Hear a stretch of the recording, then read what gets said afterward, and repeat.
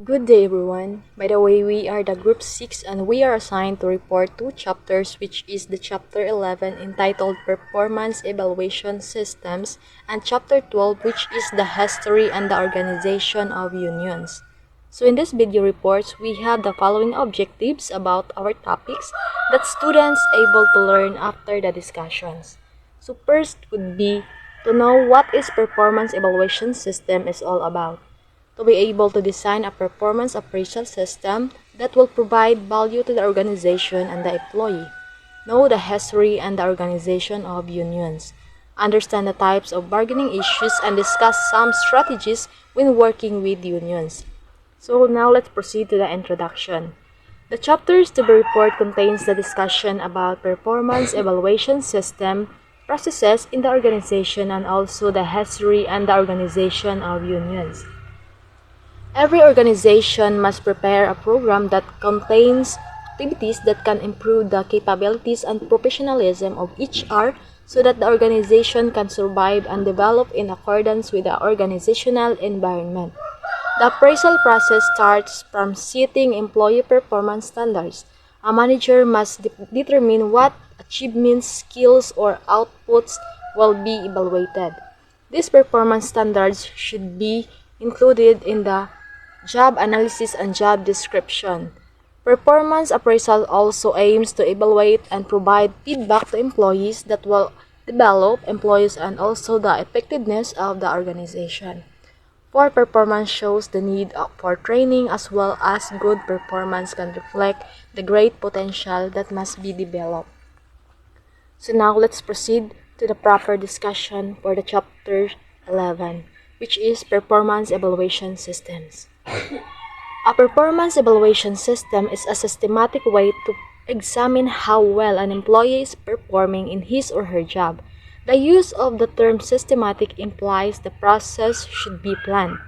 So if you notice, the word systematic implies the performance evaluation process should be planned system that allows feedback to be given in a formal as opposed to informal sense. So performance evaluation can also be called performance appraisals, performance assessments, or employee appraisals. Employee performance evaluation keeps track of progress, recognizes good performance, and offers valuable feedback for areas lacking performance. So now, designing a performance appraisal system. There are a number of things to consider before designing or revising an existing performance appraisal system. Some researchers suggest that the performance appraisal system is perhaps one of the most important parts of the organization, according to Lowry 1990, while others suggest that performance appraisal systems are ultimately flawed, according to Durbin 1990, making them worthless.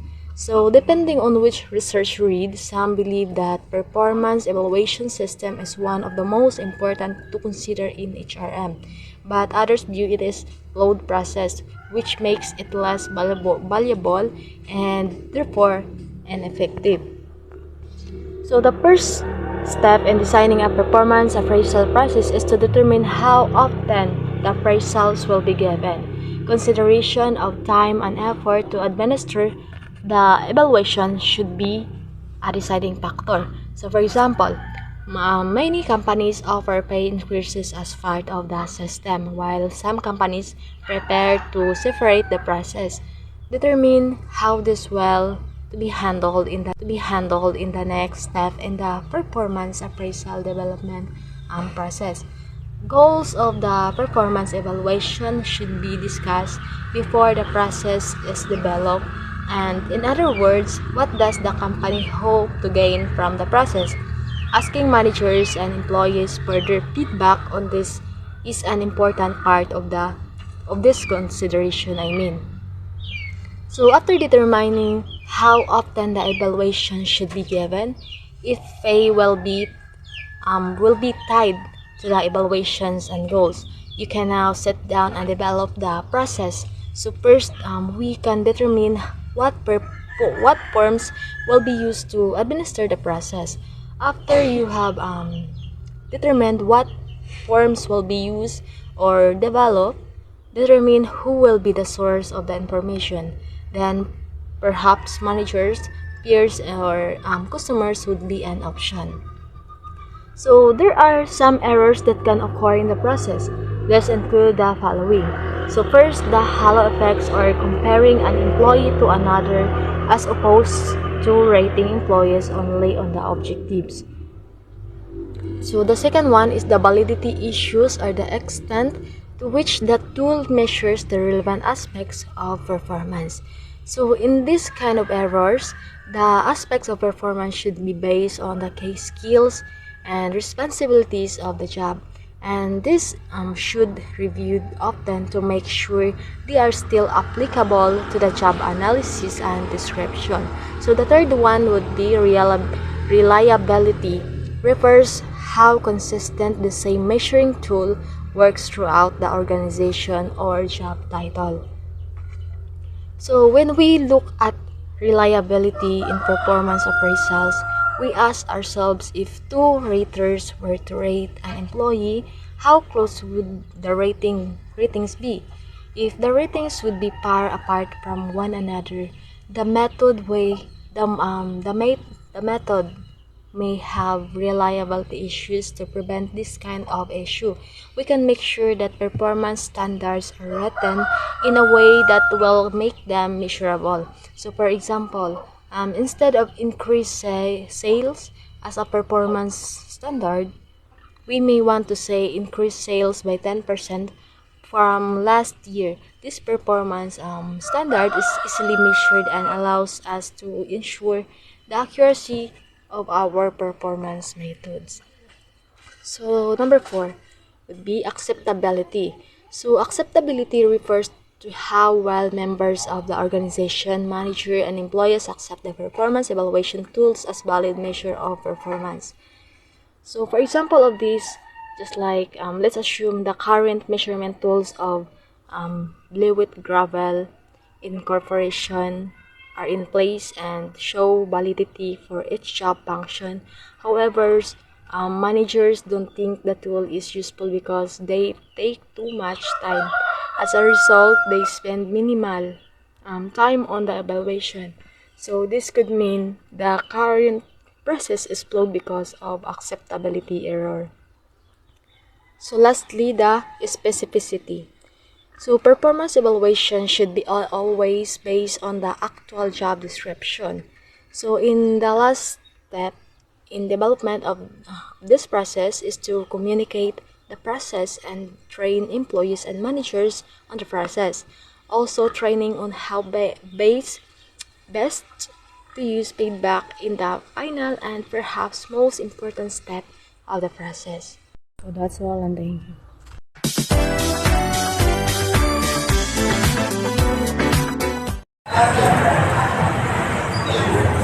Let's move on to the appraisal method. Appraisal method, it is a systematic process used by an organization to evaluate and assess of an employee's performance, skills, accomplishments, and contributions in a workplace. It involves various techniques and tools to measure of an individual's effectiveness, strengths, weaknesses, and areas for improvements. The primary goal is to provide feedback, identify training needs, make decisions related to promotions or rewards, and enhance an overall performance in an organization. There are three main methods in determining performance: rate method, behavioral method, and comparative method. When we say rate method, it evaluates an employee based on personal qualities and characteristics. Behavioral method, it focuses in an observable behavior rather than personal traits. It is like evaluating how an employee handles customer interactions. Comparative method, rank employees against each other, like ranking employees from the most to least effective within the department. There are two main aspects of an appraisal method, the criteria and rating. Criteria, it is an aspect of an employee is evaluated onto their job description. When we say rating, it is a classifications or ranking of someone based on comparative assessment of quality, performance, or standards.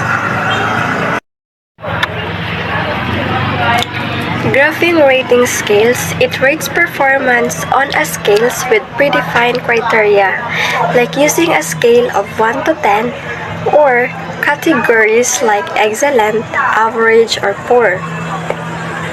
Discrete scale, it represents values that are distinct and separates without intermediate values. Say for instance, counting the number of apples you have, 1 apple, 2 apples, and 3 apples. It is a discrete scale. It's because you don't have 1.5 apples or 2.7 apples.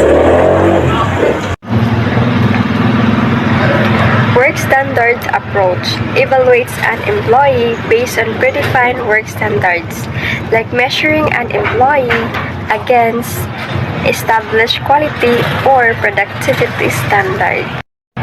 Ranking method rank employees based on their value to the manager or supervisor, like listing employees from the most valuable to least valuable within the department. The MBO. This is where manager and employees set objectives. Performance is assessed based on meeting those objectives. Continuous scale. It involves a range of values where there are infinite possibilities between any 2 points. Essay appraisal. Manager answer questions about employee performance in an essay form, like providing a detailed feedback of an employee's strengths and areas for improvements. Rating checklist scale. Manager responds yes or no to a series of performance-related questions. While critical incident appraisal, it records examples of effective and ineffective behavior, like documenting an instances where an employee excelled and faced challenges. Smart objectives in MBO. It should be specific, measurable, attainable, result-oriented, and time-limited. And the last is BARS approach. It utilizes a rating scale with specific narrative defining good or poor performance. Hello everyone, my name is Aika Kadusali and I will be the next reporter, and now I will be going to discuss about completing and conducting appraisal. So there are best practices in performance appraisal system.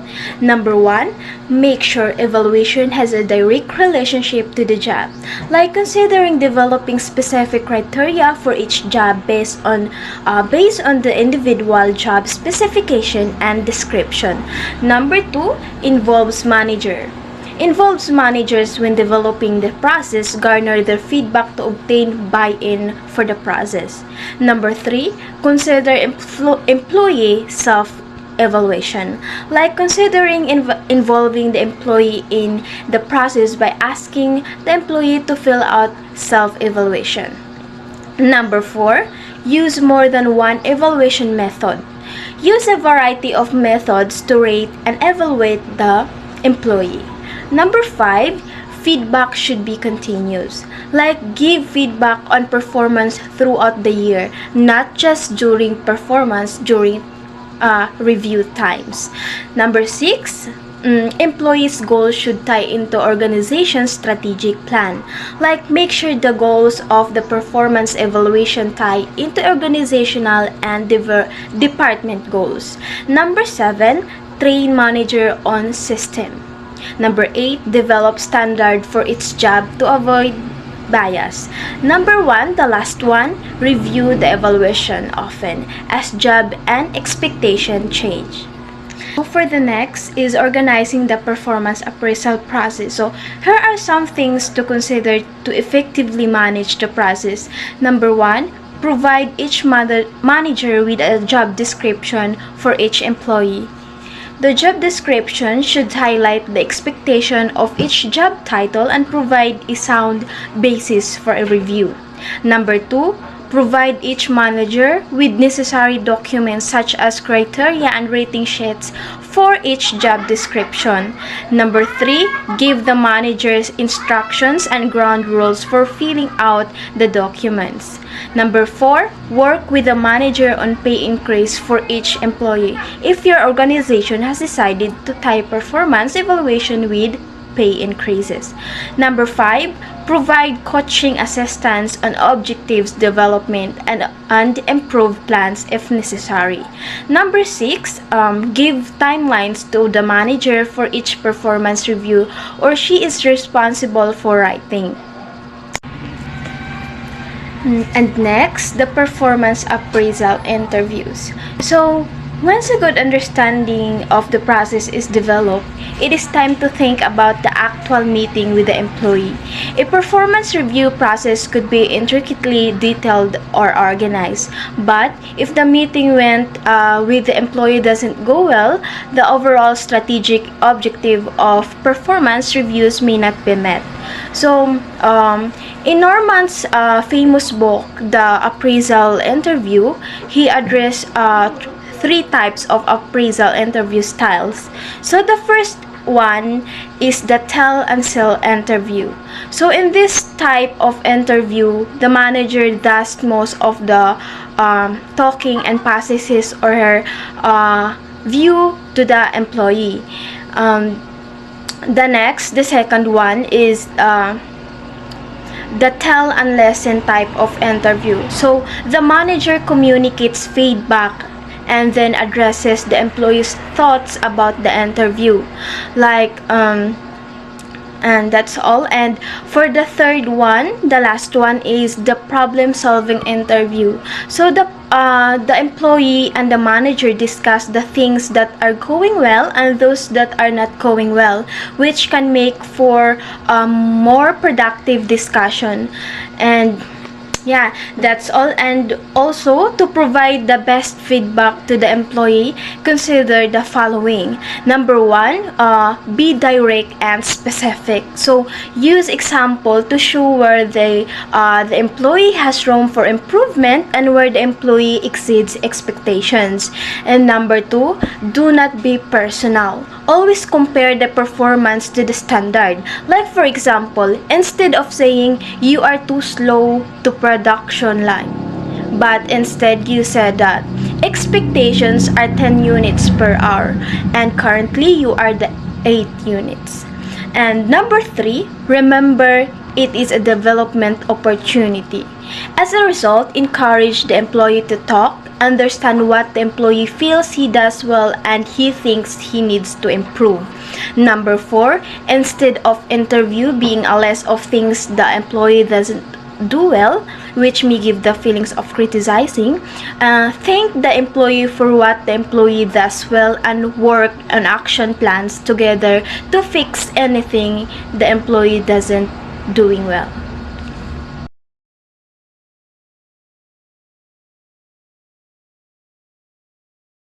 Labor union is defined as the workers banding together to meet their common goals such as better pay, benefits, or promotion rules. People feel that their economic needs are not being met with their current wages, and so they believe that a union can help them receive better economic prospects and also fairness in the workplace. Back then, many employees were treated unfairly and underpaid.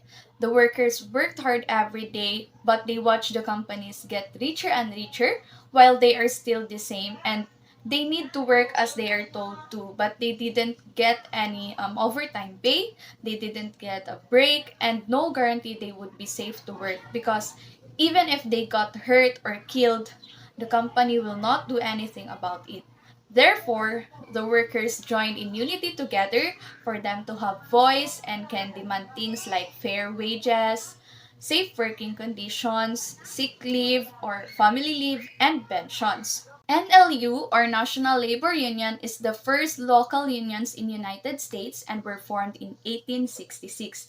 Their goal is to form a national labor federation that could lobby government for labor reforms on behalf of the labor organization. Knights of Labor started a fraternal organization and grew in popularity when the NLU dissolved. It promotes social and cultural spirit of the worker better than the NLU had. Also, Knights of Labor initiated strikes that were successful in increasing pay and benefits. But only after years, membership declined because of unsuccessful strikes that results to autocratic structure, lack of organization, and poor management. Next is the American Federation of Labor, or the AFL, was formed in 1886 mostly by people who wanted to see a change from Knights of Labor. The focus was on higher wages and job security. In 1930, the Congress of Industrial Organizations, or the CIO, was formed as a result of political differences in the AFL. In 1955, the two unions joined together and formed AFL-CIO. Currently, it is the largest federations of unions in US with their goal of supporting the efforts of local unions throughout the country. Labor movement currently experiencing challenges such as decrease in union membership, globalization, and the employers are more focused on maintaining non-union status. Globalization is also a challenge in labor organizations today. As more and more goods and services are produced overseas, unions lose not only membership, but union values in the stronghold of worker culture. One of the main reasons why companies do not want unions in their organization is because of the increased costs and less management control. Railway Labor Act, or the RLA of 1926 and originally applied to railroads in 1936 was amended to cover airlines. Stipulates that employees may not strike until they have gone through an extensive dispute resolution process. Second is the Norris-LaGuardia Act. It's made yellow dog contracts illegal and barred courts from issuing injunctions. A yellow dog contract is an employment contract or agreement, either oral or in writing, that forbids employees from joining or continuing membership in any labor union as a condition for continuing or obtaining employment. Third is the Wagner Act, created to protect employees from retaliation should they join a union. Fourth is the Taft-Hartley Act. It was developed to protect companies from unfair labor practices by unions. Lastly is the Landrum-Griffin Act. It was created in 1959 to combat corruption in labor unions during this time period.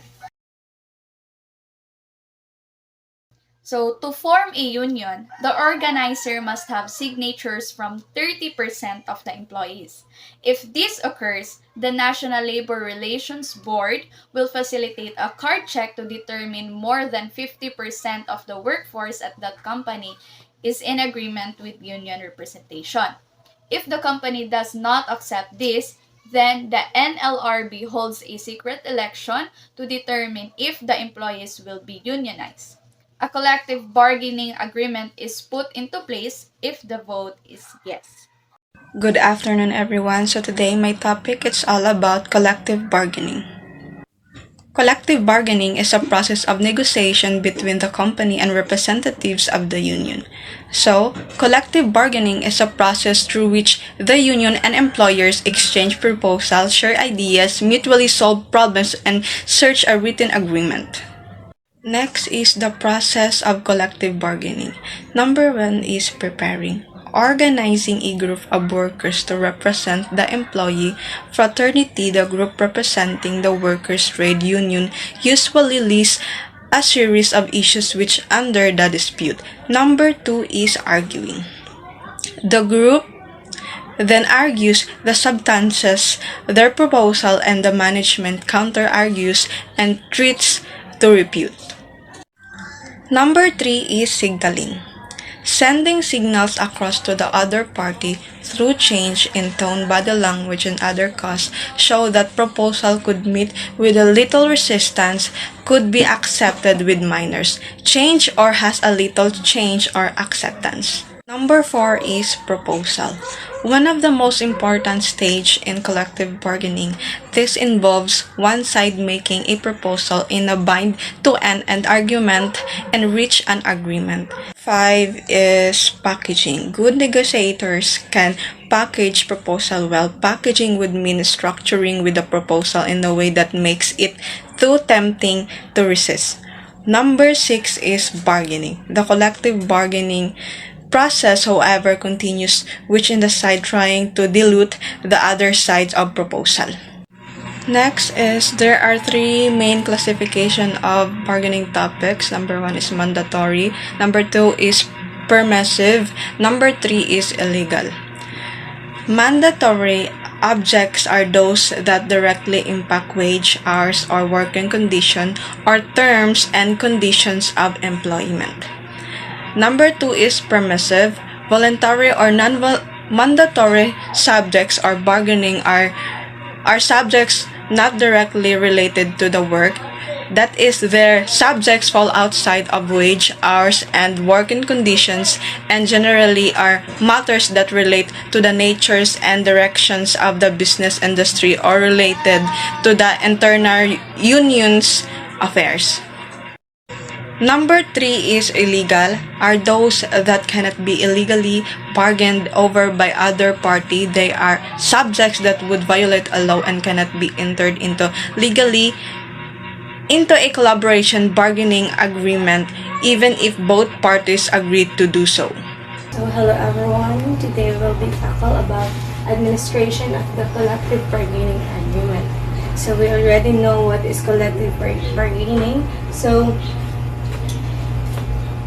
first, the grievance process is formal process to address any compliance about contract violations, and it also varies from contract to contract. It is an important part of the contract that ensure a fair process for both union members and management. HR is normally involved in this process since it is intimate knowledge of the contract and laws that guide the contract. The grievance process also can consist of any numbers of steps. So first, the compliant is discussed with the manager, employee, and union representative. If no solution occurs, the grievance is put into writing the union. The HR management and the union discuss the process, sometimes in the form of hearing in which both sides are able to express their opinion. So management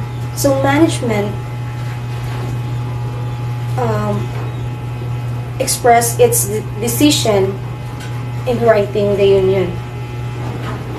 So there are 4 main types of grievance. So first, individual grievance, group grievance, and principal grievance, and union or policy grievance. So first, what is individual grievance? Individual grievance is the field when one member of the union feels mistreated. So the second is group grievance.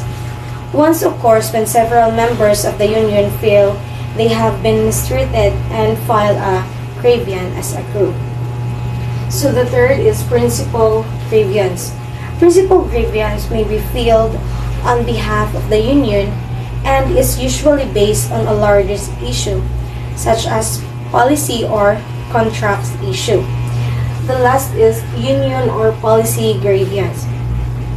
Union or policy grievance may be filed if the employee does not wish to file individually. So grievance should not be taken personally and should be considered a fair way in which to solve a problem. So here are the examples of grievance process. One employee was promoted over another even though he had seniority. An employee doesn't have the tools needed to perform his or her job as outlined in the contract, and also was terminated although the termination violated the rule of the contract. So it is the important things to remember about the grievance are that it should be not taken personally, and if used correctly can be fair, clear process to solving problems with the organization. So that would be the grievance process about the administration of the collective bargaining agreement. So that's the end of our discussion. Thank you very much for listening. And for our activity, each group will explain some strategies when working with unions. This will be submitted or sent in Messenger to any of our members, and the deadline will be on Monday. Thank you very much.